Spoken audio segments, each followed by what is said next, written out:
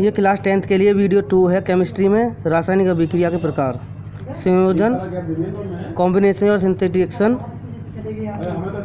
संयोजन अभिक्रिया में 2 या 2 से अधिक पदार्थ भाग लेते हैं और परस्पर आपस में संयोग कर एक नए पदार्थ का निर्माण करते हैं। संयोजन अभिक्रिया के फलस्वरूप बनने वाले नए पदार्थ के गुण अपने मूल पदार्थों से पूरा अलग होते हैं। नंबर ए, तत्व और तत्व के बीच संयोजन। 2 तत्व आपस में संयोग कर एक नए यौगिक का निर्माण करते हैं। ऐसे अभिक्रियाओं में जैसे कार्बन और ऑक्सीजन दोनों तत्व हैं, जब ये दूसरे को संयोग करते हैं तो देखो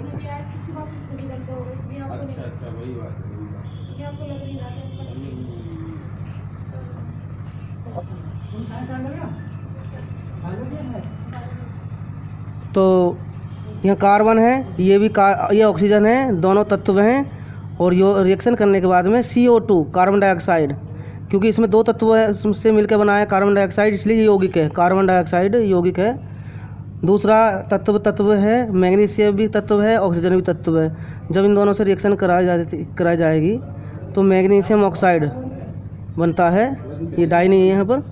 नंबर 2, 3 आयरन और सल्फर के बीच से दोनों तत्व हैं, दोनों से संयोग करके दोनों फेरस सल्फेट बन रहा है। ये भी यौगिक है, ये तीनों यौगिक बने हैं। अब तीसरा जो बी में क्या है, एक तत्व रहेगा, जैसे ये तत्व है, और एक यौगिक रहेगा।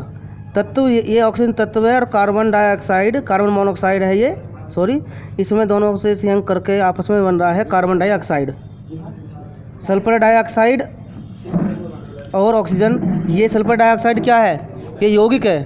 तो ये कह रहे हैं कि एक यौगिक एक तत्व, तो ये दोनों, ये यौगिक है, ये यौगिक है, इसमें ये यौगिक है और ये तत्व है। संयोग करने के बाद में यहाँ पर SO3 बन रहा है, ये H2SO4।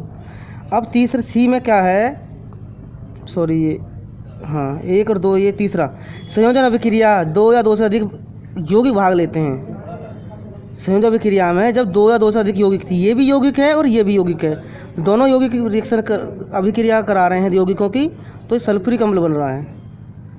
ये यहाँ पर लिख रहा है सल्फर ट्राईऑक्साइड है, ये यहाँ सल्फर डाइऑक्साइड बन रहा है, तो ये गलत है, ट्राई आएगा यहाँ पर।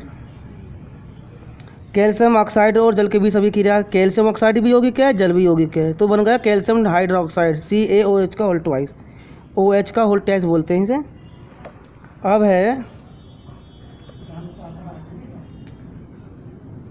उपयोग। कैल्शियम ऑक्साइड और जल के विलयन को कैल्शियम हाइड्रोक्साइड या बखरा चूना भी कहते हैं।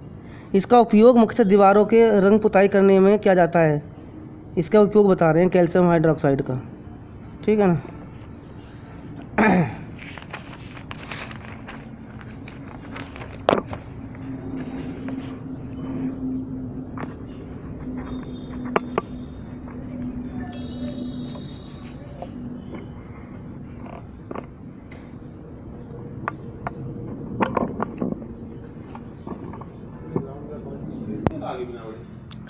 दूसरा टॉपिक है, पहले था संयोजन, अब की बार है वियोजन। वियोजन का मतलब है टूटना। पहले 2 पदार्थ या 3 पदार्थ मिलकर एक बन रहे थे, अब है एक पदार्थ 2 भागों में टूटना, 3 भागों में टूटना, मतलब वियोजन या अपघटन अभिक्रिया। तो वियोजन में क्या है, उदाहरण के लिए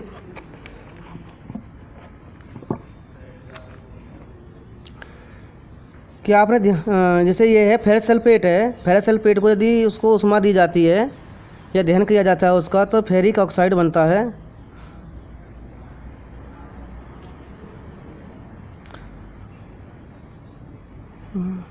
और SO2 सल्फर डाइऑक्साइड बनती है और सल्फाइड गैस बनती है। तो ये वियोजन है, क्योंकि एक ही हंस में अभिकारक पदार्थ कितना है, एक, और उत्पाद कितने हैं, मतलब प्रोडक्ट कितने बना है हमें, 1 2 3, एक सॉलिड है, 2 गैस है। तो ये इस प्रकार की अभिक्रिया क्या कहलाएगी, वियोजन। ये वियोजन अभिक्रिया है, क्योंकि इसमें सिंगल है पदार्थ और इसमें 2-3 भागों में टूटा है। ऐसे एक उदाहरण ये है, कैल्शियम कार्बोनेट चूना पत्थर है। चूने पत्थर में यदि उसका भी उष्मा दी जाती है तो कैल्शियम ऑक्साइड CaO और CO2 बनता है, कार्बन डाइऑक्साइड। तो ये 2 भागों में टूट गया, ये एक भाग था, एक भाग यहाँ पर एक पदार्थ 2 भागों में टूट गया है, तो ये भी क्या है, वियोजन अभिक्रिया। वियोजन का मतलब है एक पदार्थ 2 भागों में टूटना, और संयोजन तो बताया था मैंने आपको, ये पहले दो या दो से अधिक पदार्थ एक पदार्थ बनना। एक और उदाहरण है लेड नाइट्रेट। ये भी इसको गर्म किया जाता है तो लेड ऑक्साइड बनता है और 4NO2 मतलब नाइट्रस ऑक्साइड गैस बन रही है, नाइट्रोजन ऑक्साइड, और ऑक्सीजन गैस बन रही है। अगला टॉपिक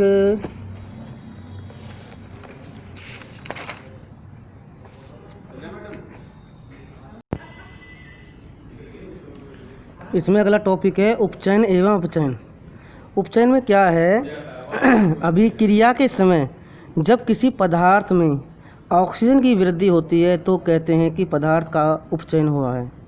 जैसे Cu+O2 कॉपर की और ऑक्सीजन की अभिक्रिया कराए जाते हैं, ताप दिया जाता है तो Cu2 बनता है।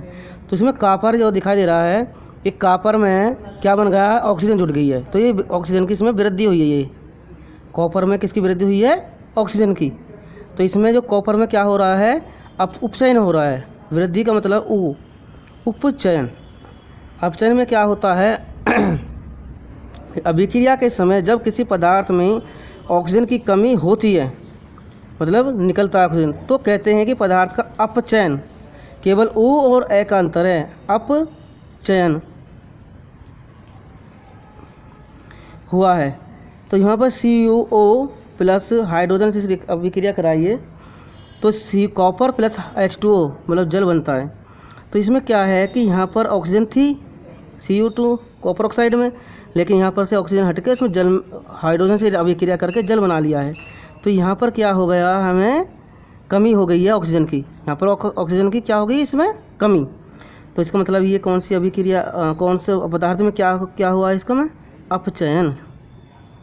कॉपर में क्या हुआ है, अपचयन हुआ है कॉपर का।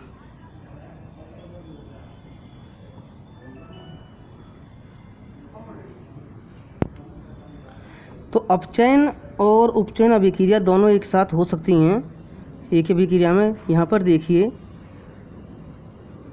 CuO मतलब कॉपर ऑक्साइड, कॉपर में बदल गया है, यहाँ पर ऑक्सीजन का ह्रास हुआ है, ऑक्सीजन की कमी हुई है। इसका मतलब ये कौन सी अभिक्रिया है, अपचयन। मतलब अभिक्रिया अब अपचयन हो रहा है इसमें पदार्थ का, अपचयन।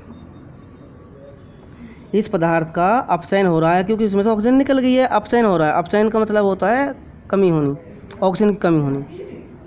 और यहाँ पर क्या है, हाइड्रोजन में ऑक्सीजन की वृद्धि हुई है, जैसे वो जल बना है, तो इसमें हाइड्रोजन का क्या हुआ है, उपचयन हुआ है। तो ये इसी अभिक्रिया में दोनों एक साथ अभिक्रिया हो रही हैं। इसमें क्या है, अपचयन भी हो रहा है, उपचयन भी हो रहा है। अगला टॉपिक है विद्युत अपघटन। जब धातु के ऑक्साइड या क्लोराइड विलयन में से विद्युत धारा को प्रवाहित करते हैं तो धातु कैथोड पर और या क्लोरीन, धातु कैथोड पर क्लोरीन या ऑक्सीजन गैस एनोड पर मुक्त होती है। इसमें इसके निम्न उदाहरण से समझ सकते हो। सोडियम क्लोराइड को द्रवित घोल का विद्युत अपघटन, जैसे NaCl है, अगर इसके जलीय विलयन में हम, ये है जलीय विलयन है NaCl का, मतलब पानी में घोल लेते हैं, जैसे नमक NaCl होता है, और ये हमारा प्लस वाले को तो हम एनोड कहते हैं, और ये कैथोड है, माइनस वाला कैथोड होता है। अगर इसके जलीय विलयन में विद्युत प्रवाहित की जाए तो इसे कहते हैं विद्युत अपघटन। ये अपघटित होकर क्या बन जाता है, दो सोडियम में और क्लोरीन में टूट जाता है, ठीक है ना, इसे कहते हैं विद्युत अपघटन। ऐसे ही ये एलियम Al2O3 है, तो एल्यूमिनियम में और ऑक्सीजन में टूट जाएगा।